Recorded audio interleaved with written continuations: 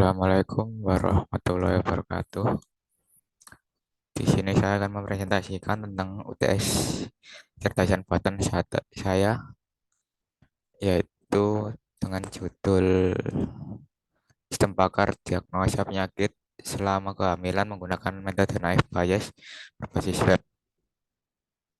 Untuk tabel kontennya sesuai dengan soal UTS, yaitu judul dan penulis, kedua latar belakang dan masalah, ketiga metode dan data yang digunakan, 4 landasan teori, dan 5 adalah hasil dan kesimpulan.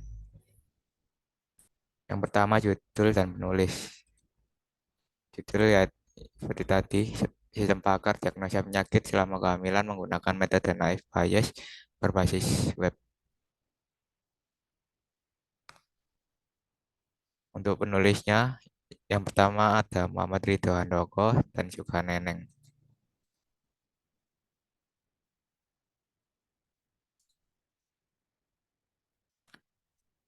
Yang kedua ada latar belakang dan masalah.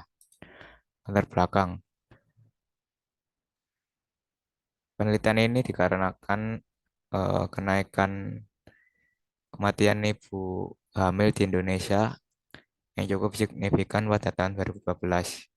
Padahal angka kematian ibu hamil sebelumnya mengalami penurunan mulai dari tahun 1991 hingga 2007. Survei Demografi dan Kesehatan Indonesia tahun 2012 juga mencatat angka kematian anak yang masih relatif tinggi. Sehingga tulisan ini menyoroti bahwa beberapa masalah yang menyebabkan tingginya angka kematian ibu dan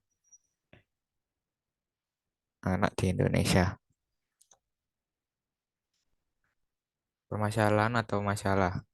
Pertama, ada kurangnya informasi mengenai kesehatan obstetri dan ginekologi. Kedua, kurangnya pelayanan emergensi obstetrik dan neonatal yang dapat dijangkau secara tepat waktu oleh masyarakat yang membutuhkan. Ketiga, banyaknya penggunaan metode pengobatan tradisional yang kontraproduktif dengan kondisi tubuh. Keempat, adanya 13 jenis penyakit yang dapat terjadi selama masa kehamilan, termasuk infeksi saluran kencing, mak anemia, abortus, hamil anggur, hamil extrauterin terganggu, plasenta previa, solusio plasenta, eklamsia berat, ruptur uteri, retensio plasenta, shock hemoragik, dan shock septik. Salah satu penyakit yang menjadi fokus adalah ruptur uteri, yaitu robeknya dinding rahim selama kehamilan atau persalinan. Yang ketiga, ada metode dan data yang digunakan. Metode yang digunakan dalam jurnal penelitian ini adalah metode naive Bayes. Untuk data yang digunakan, yang pertama data primer, yaitu data yang diperoleh dari pakar. Pada penelitian ini, penulis menggali informasi dari pakar seorang dokter, yaitu Dr. Fonda Oktarianingsih, SPOG, sebagai pengetahuan dasar sistem berupa gejala-gejala dan penyakit selama kehamilan.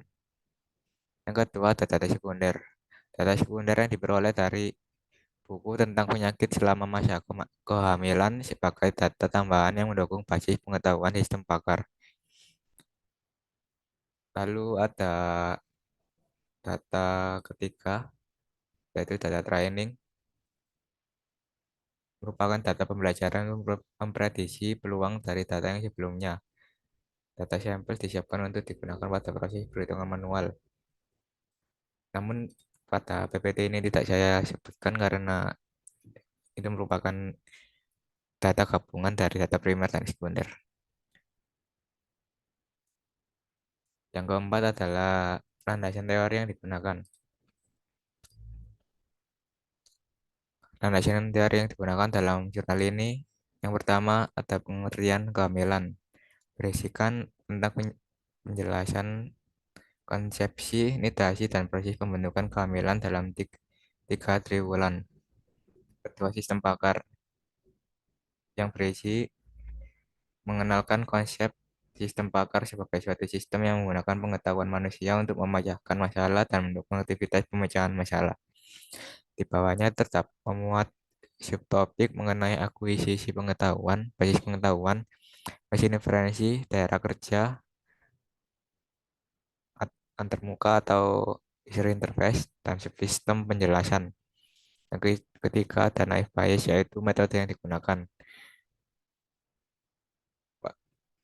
Berisi tentang mengenalkan metode klasifikasi naive Bayes sebagai metode yang dapat digunakan untuk mengklasifikasikan data dengan memprediksi probabilitas keanggotaan suatu kelas berdasarkan teorema Bayes dan asumsi bahwa tiap atribut atau variabel bersifat bebas atau independen. Lalu di bawahnya disebutkan juga teorema naive Bayes yang digunakan, yaitu memuat tentang rumus-rumus naive Bayes yang digunakan pada jurnal ini. Yang terakhir adalah hasil dan kesimpulan. Hasil dalam penelitian ini melibatkan pengujian dengan menggunakan data gejala penyakit selama masa kehamilan. Dilakukan perhitungan dengan menggunakan metode klasifikasi naive Bayes untuk menentukan nilai NC atau nilai kemunculan gejala untuk setiap penyakit.